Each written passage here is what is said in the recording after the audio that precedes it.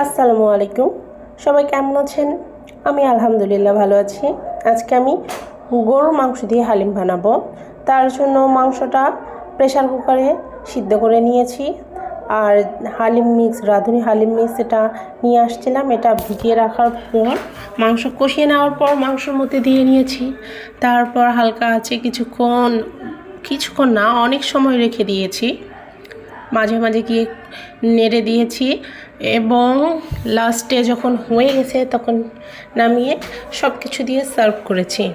দেখতে কিন্তু ভালোই ছিল এবং খেতেও অনেক টেস্ট ছিল। ভিডিওর থেকে বাস্তবে অনেক সুন্দর ছিল। ভিডিওটি আপনাদের কেমন লেগেছে কমেন্ট করে জানাবেন। আর ভালো লাগলে লাইক, কমেন্ট, সাবস্ক্রাইব করবেন, পাশে থাকবেন। ধন্যবাদ। আল্লাহ হাফেজ।